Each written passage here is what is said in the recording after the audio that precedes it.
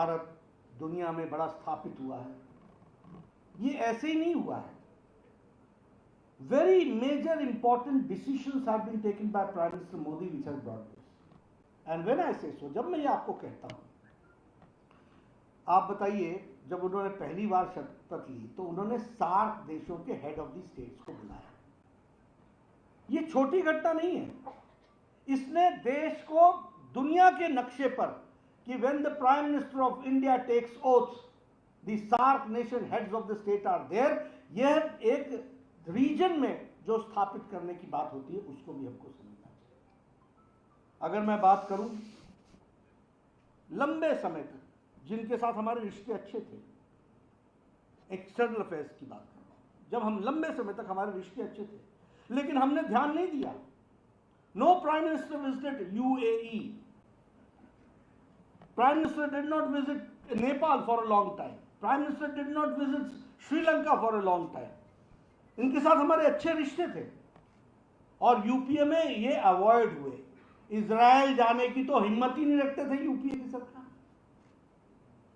क्योंकि उनका vote bank, जो वोट बैंक की पॉलिटिक्स करते हैं, वो खतरे में पड़ता था। इसको हमको समझना होगा। और Nepal prime minister Modi went, सबसे पहले भूटान गए, पड़ोसी फर्स्ट, नेबर्स फर्स्ट, उसके बाद नेपाल गए और Nepal after 17 years a prime minister of India had gone. If I talk about Sri Lanka, after 28 years, 28 साल बाद भारत का प्रधानमंत्री है। यह हमारे नेबर्स के साथ हमारी स्थिति थी। यह हमारा एक्सटर्नल अफेयर्स डिपार्टमेंट की दृष्टि से हम देखते थे। और ऐसा ही नहीं है, नेपाल में जब भूकंप आया तो सूर्यास्त से पहले भारत का first support, medical support and life support का plane with doctors, with all facilities, with ये जो रैपिड एक्शन वाले होते हैं और ये जो एनडीआरएफ वाले होते हैं, all reach Nepal, landed in Kathmandu before the sunset. ये भी बात हमको ध्यान में रखनी चाहिए। उसी तरीके से हमने भी श्रीलंका की सपोर्ट की। Not that we are big country, that is why, because they are our neighbours. ये feeling like Prime Minister Modi took 100 overseas trips, 60 nations he visited, और आपको उनके प्रोग्राम के चार्ट भी आपने देखा होगा। रात को प्लेन में, सवेरे देश में। He visited, he has undertaken 100 visits like that. Prime minister हमारे इजराइल भी गए, मंगोलिया भी गए, जहां कोई प्रधानमंत्री आज तक नहीं है। यह भी हमको ध्यान में रखना चाहिए। और एक बात मैं आप लोगों से इंटरनेशनल के टर्मिनोलॉजी की दृष्टि से बात करता हूं। डीहाइफनेशन of India and Pakistan,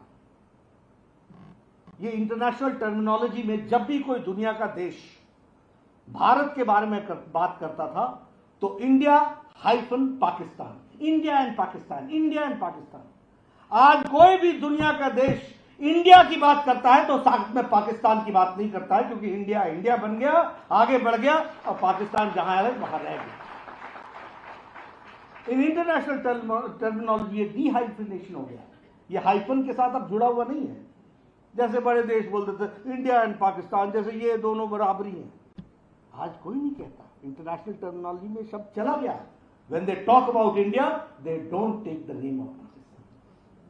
we have to understand कि इंटरनेशनल टर्मिनोलॉजी में किस तरीके से चेंजेस आ रहे हैं। G20 की रिलेशनशिप, G20 की प्रेसिडेंटशिप और G20 की प्रेसिडेंटशिप में आप देखिए हाउ थिंग्स आर चेंजिंग। हम भी हेल्थ मिनिस्टर की दृष्टि से G20 के मीटिंग्स में गए हैं। एक जगह होती है, सारे लोग इकट्ठे होते हैं, आते हैं एक शहर में। अगर जर्मनी में हुई, बर्लिन में आए तो सब वहीं पर आए। प्राइम मिनिस्टर मोदी जी ने इसको चेंज कर दिया। आज जब G20 हो रही है, more than 200 meetings are to take place in how many? 56 in 56 cities we are having 200 meetings of G20। इसलिए अब भारत G20 मना रहा है, दिल्ली नहीं मना रहा है अकेला। यह भी हमको समझना है। एंड प्राइम मिनिस्टर मोदी जी ने कहा कि G20 में स्वागत सरकार तो करेगी, वहां की सिटी को करना है। यह हमारा उत्सव है, यह हमारी हमारे लोग हैं, हमारे मेहमान हैं, हमारा कल्चर, हमारा कुजीन, हमारी संस्कृति, हमको सारी चीजों को देखना है और उसको आगे बढ़ाना है। तो यह सोच का अंतर होता है और इन छोटी छोटी चीजों से किस तरीके से अंतर्राष्ट्रीय जगत में हम चीजों में अपना स्थान स्थापित करते हैं, वो हमको ध्यान में रखना होगा। क्वाड, ब्रिक्स, SCO, चाहे I2U2, हर जगह भारत है और ग्रुप ऑफ 7 नेशंस में भी भारत को परमानेंटली रेगुलरली इनवाइट किया जा रहा है। ये हमको G7 में हमको इनवाइट किया जा रहा है। ये भारत की बदलती तस्वीर है। और आपने देखा होगा यूक्रेन वॉर में जब हमारे बच्चे वहां फंस गए तो prime minister Modi ji had a one time talk with Putin and once Zelensky और पार्शियल सीज फायर किया गया और भारत का तिरंगा झंडा लेकर के 23,000 बच्चे सेफ पैसेज भारत पहुंचाए गए।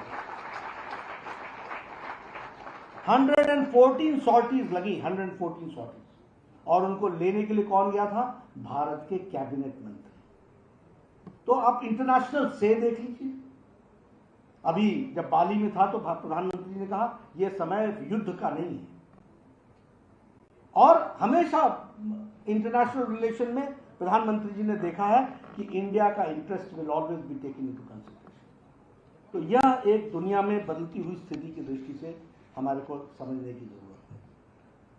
मैं आपसे ये ब्रॉडर टर्म्स में इसलिए बात कर रहा हूं क्योंकि policy making and decision of the leader and the party, how it takes a turn, we have to understand. अब मैं आपसे कहता हूं कि our government is proactive, pro responsible, accountable. जब हम ये कहते हैं तो मैं इसको हम मीन भी करते हैं।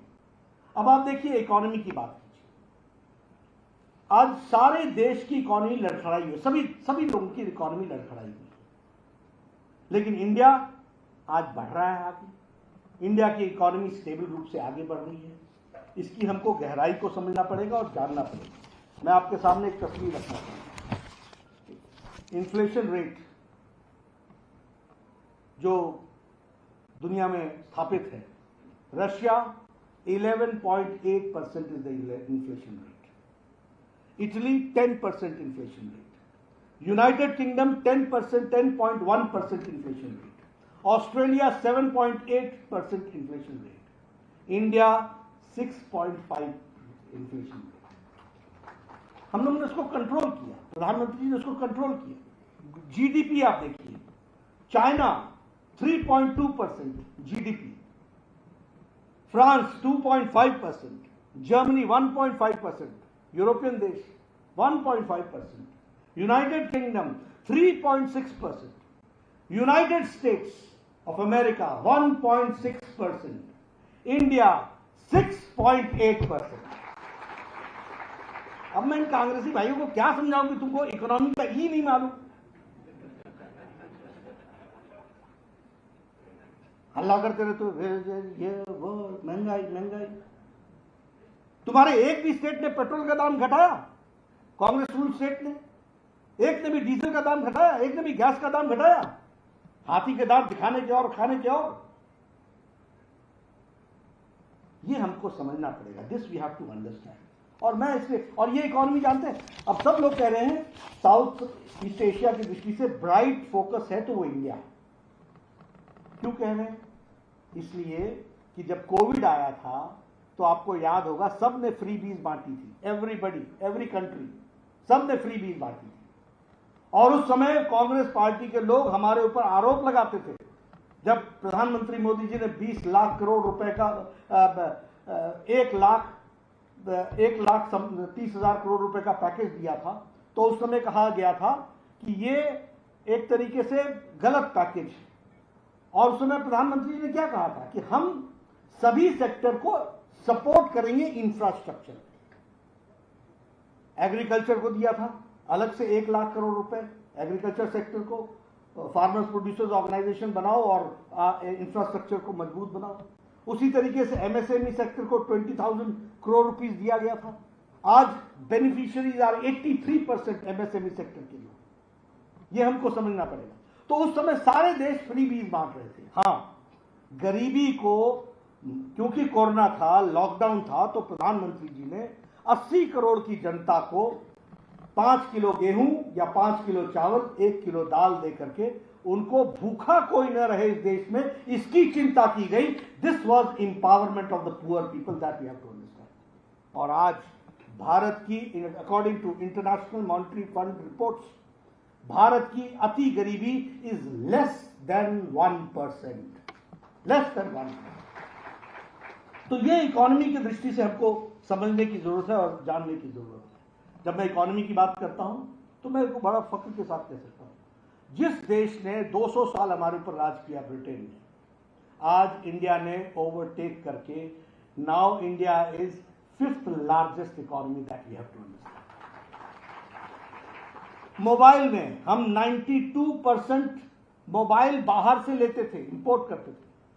You will be happy to note now that India is manufacturing 97% of mobile is being manufactured here in India. Apple की भी फैक्ट्री, Apple भी now, आपको जो नया Apple मिलेगा वो मेड इन इंडिया है, that we have to understand. उसी तरीके से इलेक्ट्रॉनिक गुड्स में, उसी तरीके से टॉय मार्केट में, उसी तरीके से हमारे ये अपना ऑटोमोबाइल मार्केट में हम लोग आज देश में, दुनिया में आकर के खड़े हो गए। This we have to understand. और इस तरीके से अब जैसे हम अगर बात करें, मैं हमेशा उसकी चर्चा करता हूं फार्मास्यूटिकल, क्योंकि मैं हेल्थ से जुड़ा रहा। The increase is 138%। हम दुनिया की डिस्पेंसरी बन गए हैं, वर्ल्ड डिस्पेंसरी। और सबसे अच्छी बात, मैं अपने सारे फार्मास्यूटिकल्स के लीडर्स को सलाम करता हूं कि हमारी दवा चीपेस्ट है दुनिया में और एफिकेसी में सबसे आगे है। ये हमारी ताकत है, ये हमको अंडरस्टैंड करना है। अफ्रीकन देशों को, सभी देशों को हम दे रहे हैं, ये हमको उसमें से समझना पड़ेगा। और जैसा मैंने आपको कहा कि we are the fastest country who is converting itself in 5G। उसमें भी हम सबसे, रोलिंग जो हो रही है उसमें भी हम सबसे आगे हैं, ये भी हमको समझना पड़ेगा। अभी धारवाड़ में IIT रिसेंटली उद्घाटन हुआ। अब ये it is not only Indian institute of technology. हम जब बच्चे होते थे तो हम जाते थे, देखते थे ये दिल्ली का IIT, Indian institute of technology, जैसे एक नई दुनिया में आए हैं जहां हम ये देख रहे हैं। कानपुर में जब हम जाते थे तो हम देखते थे, रुड़की में जब हम कानपुर में जब जाते थे, मुंबई जाते थे तो हमें लगता था आज आपके धारवाड़ में IIT खुली। और आपको जानकर के खुशी होगी, वर्ल्ड लॉन्गेस्ट प्लेटफॉर्म। मैं चाहूंगा कि आप कभी मुझे दिखाइए। Now there were 7 IIMs, today there are 22 IIMs। All India Institute of Medical Sciences were 6, now there are 22 All India Institute of Medical Sciences. अगर हम IIT और IIM की बात करें, एवरी ईयर 1 IIT और 1 IIM बन रहा है। अगर हम बात करें अपने यूनिवर्सिटीज की तो 320 यूनिवर्सिटीज खुली। अगर मैं बात करूं तो once a week 1 university is coming into existence. अभी एयरपोर्ट्स की बात हो रही थी, मैं बैठा बैठा सोच रहा था, मैं आपसे शेयर करना चाहता हूं। 70 ईयर्स में 74 एयरपोर्ट्स, 9 ईयर्स में मोदी गवर्नमेंट में 74 airports. This is the speed, this is the scale and this is the skill. मैं यहां आया, मैंने कहा ये हुबली का नया टर्मिनल बन गया। यहां भी बन गया, हमने पहले भी देखा है, अनंत कुमार के साथ में आया उस समय भी देखा है, उस समय का रनवे भी देखा है। तो एक बहुत बड़ा डिफरेंस जिसको हम कहते हैं वो आया है, जो हमें समझना है। नेशनल एजुकेशन पॉलिसी की अगर मैं बात करूं, ये रीजनल लैंग्वेज में मीडियम ऑफ एक्सप्रेशन टीचिंग, ये एक छोटी घटना नहीं है। आज भारत पढ़ने लगा है, इसके पहले इंडिया पढ़ता था, अब भारत पढ़ने लगा है। Medium of instruction has been change, regional languages को लाया जा रहा है। Education has been made affordable, accessible, flexible. एक व्यक्ति म्यूजिक भी पढ़ सकता है और मैथमेटिक्स भी पढ़ सकता है। कभी सोचा था आपने? साइंस में घुस जाओ तो आर्ट्स में की बात नहीं कर सकते हो, आर्ट्स में चले जाओ तो बायोलॉजी की बात नहीं कर सकते हो। Now it has been made flexible, जिसमें जिसका इंटरेस्ट है उसको आगे बढ़ाया जाए। और उसी तरीके से ये जो हमारे एग्जामिनेशन का एनालिटिकल कर्व है, उसको समझने की आवश्यकता है। एप्लीकेशन ऑफ माइंड है, ये मजबूत होना चाहिए। हमारे टाइम में और आप लोगों के भी टाइम में क्या होता था, सुबह बच्चा होता था अपने वरांडे में चक्कर लगा रहा होता था और मेमोराइज कर रहा होता था। हम पता नहीं, हमारे यहाँ बोलते थे रट्टाफिकेशन, रट लेते थे और एग्जामिनेशन हॉल में जाकर के उसको एक तरीके से वॉमिट कर देते थे, यही बोलते थे। This was the terminology which we used to. Now it is education, there is an application of mind. और उस एप्लीकेशन ऑफ माइंड की दृष्टि से, और जैसा मैंने कहा कि मदर टंग में एजुकेशन होना, यह भी अपने आप को बहुत महत्वपूर्ण है, जिसको हमको समझना चाहिए। एक बात, देश कैसे बदलता है उसके बारे में जब मैं बात कहता हूँ तो आपसे मैं इस बात को भी शेयर करता हूँ। बीइंग ए हेल्थ मिनिस्टर, हमारे देश में जापानीज एन्सेफेलाइटिस की जापान में जो दवा थी ना, वो 1905 में आ गई और भारत में भारतीय व्यवस्था से यह दवा 2005 में पहुंची, 100 ईयर्स। उसी तरीके से ये जो पोलियो का ओरल वैक्सीन था, ओरल दवा जो थी, यह यूएसए में 1955 में आ गई और इंडिया का प्रोग्राम बना था 1985।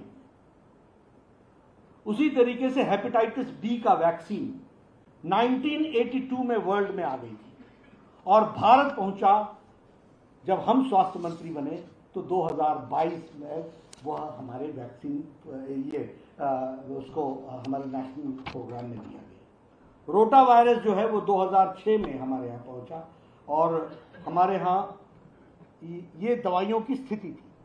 ट्यूबरक्लोसिस कितने समय बाद पहुंचा, तो ये सब चीजें हम लोगों ने देखी।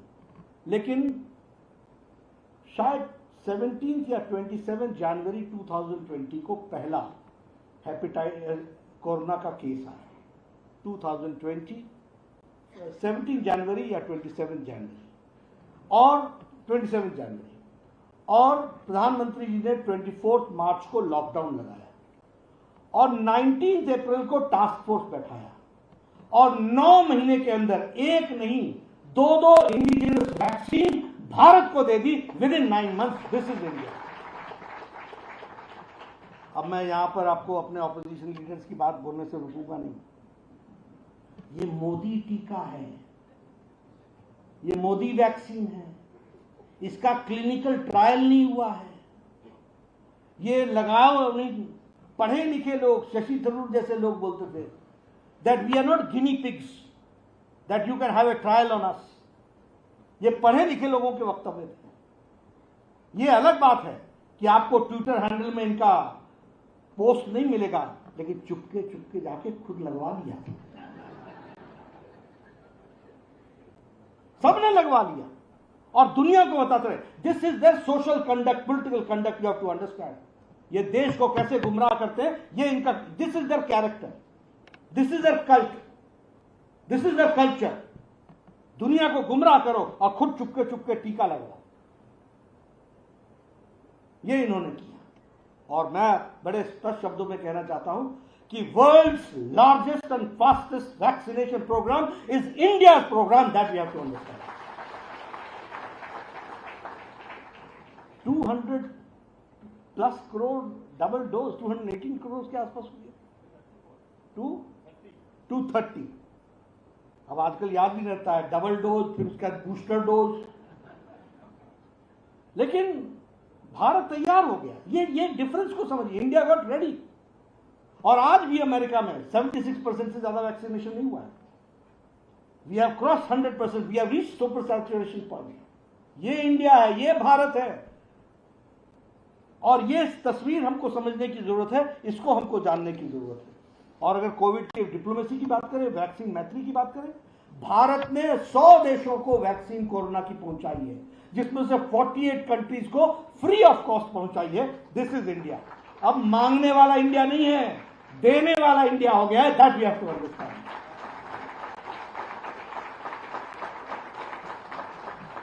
अब मैं कांग्रेस के लोगों को हमेशा बोलता हूं, we can give you eyesight but we can't give you vision. Vision नहीं दे सकते तुम, जिसने देखना ही नहीं है, सीखना ही नहीं है, बंद कर रखा है, तो हम क्या करें?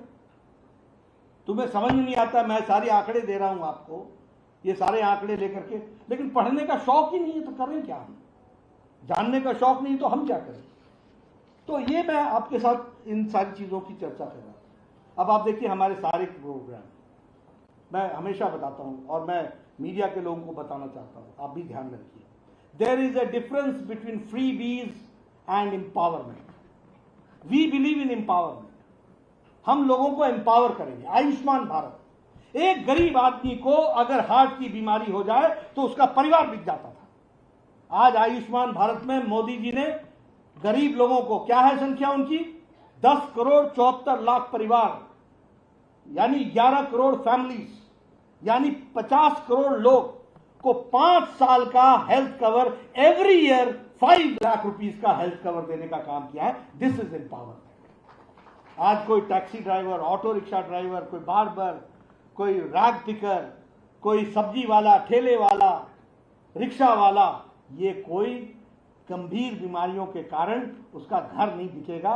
कैंसर हो गया तो उसका घर नहीं बिकेगा। उसके इलाज के लिए मोदी जी 5 लाख रुपए हर साल लेकर के खड़े हैं, ये हमको समझना चाहिए। और कितनों के लिए?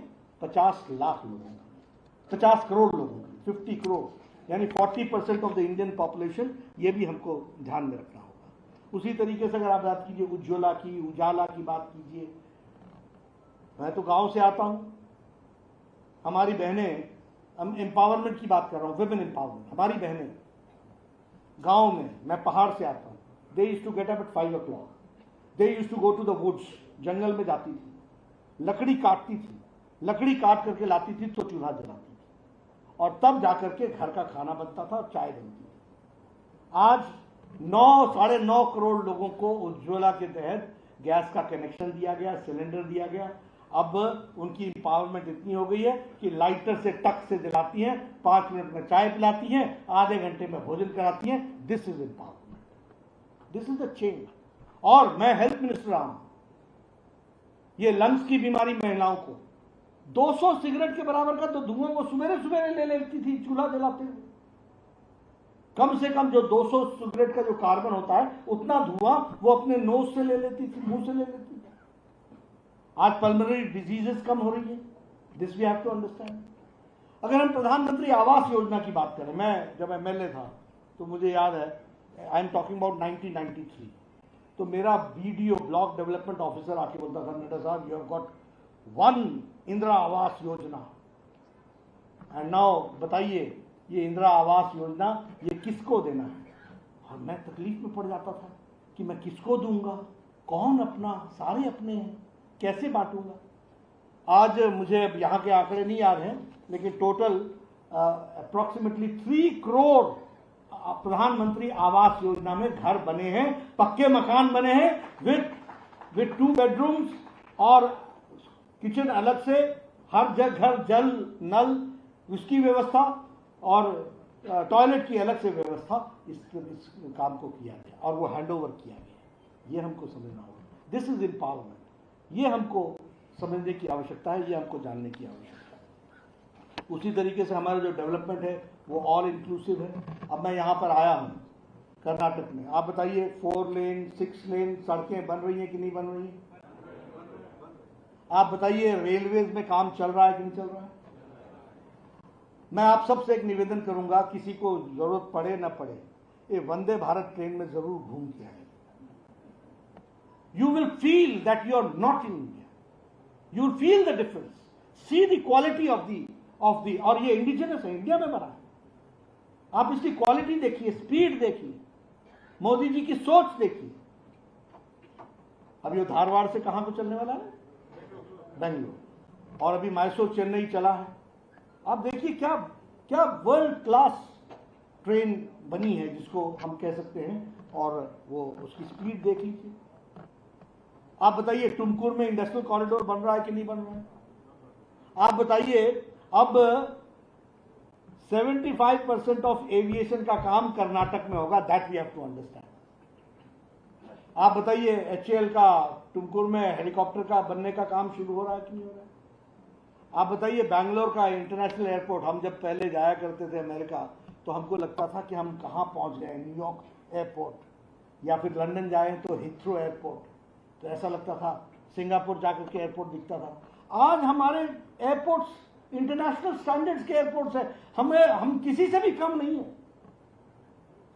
आप देखिएगा ये जो कैंपागोडा हमारा नया टर्मिनल बना है बैंगलोर का, देखिए इंफ्रास्ट्रक्चर डेवलपमेंट।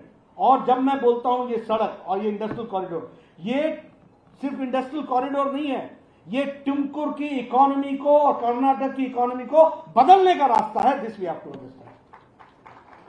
और इसीलिए अभी जो हमारे विकास की दृष्टि से, अब देखिए इनोवेशन में आप नंबर 1 है, ईज ऑफ डूइंग बिजनेस में कर्नाटक अचीवर में आया हुआ है। अगर हम देखें तो फॉरेन डायरेक्ट इन्वेस्टमेंट में कर्नाटक नंबर 1 पर खड़ा है। ये ऐसे ही थोड़ी ना हुआ है, ये सब यहां की लीडरशिप ने, डबल इंजन की सरकार ने इन सारी चीजों को करने का प्रयास किया है, जिसके माध्यम से हुआ है। एक्सप्रेसवे की बात मैंने की, अभी आपके सामने इन्होंने बातचीत की कि अब ये जो हम्पी हॉस्पेट में जो रेलवे स्टेशन बना है वो भी देखने लायक है। अब उसमें भी देखिए इनोवेशन है कि हम्पी मॉडल का रेलवे स्टेशन बना है। उसी तरीके से आप देखिए यहाँ जो आपके बारे में इन्होंने चर्चा की कि हुबली का लॉन्गेस्ट प्लेटफॉर्म बना है और प्राइम मिनिस्टर साहब ने उसको डेडिकेट किया। तो नए नए आयाम, बेलगावी में रेलवे स्टेशन रीडेवलप किए जा रहे हैं, वर्ल्ड क्लास रेलवे स्टेशन बन रहे हैं। तो और हमारी कोशिश क्या है कि एयरपोर्ट और रेलवे स्टेशन के स्टैंडर्ड्स में कोई फर्क ना हो। ये बदलता भारत है, ये इकोनॉमी को बूस्ट देने वाला काम हो रहा है। एजुकेशनल इंस्टीट्यूशंस को सपोर्ट करने की बात है तो उसमें भी हम आगे बढ़ रहे हैं। तो ये सारी चीजें मैं आपके सामने जो मैंने तस्वीर रखने की कोशिश की है। जैसे अब कल्चर की बात की मैंने कि पॉलिटिकल कल्चर बदला है, तो हम अब ये परिवारवाद, ये डायनेस्टिक रूल्स से हट करके डेवलपमेंट ओरिएंटेड, विकासवाद और विकास को सपोर्ट करना, डेवलपमेंट को लाना, उसको हमने आगे बढ़ाया। हम रिपोर्ट कार्ड की संस्कृति बोल रहे हैं। आप किसी भी कांग्रेस के नेता को स्टेज पर खड़ा कर दो, 5 मिनट भी डेवलपमेंट पर बोल जाएगा तो हम देख लेंगे। They can't speak, they have done nothing। हंस करके ये बोल देते हैं हमने भी बहुत कुछ किया है।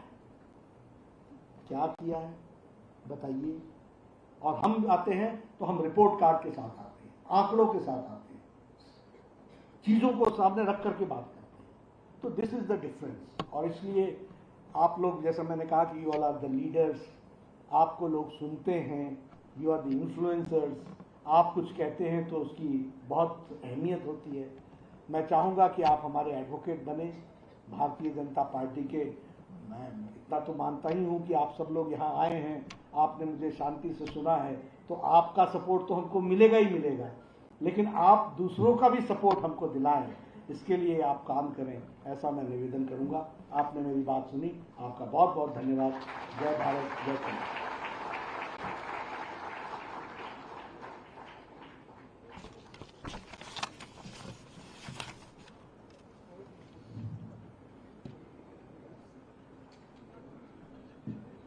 ಈಗ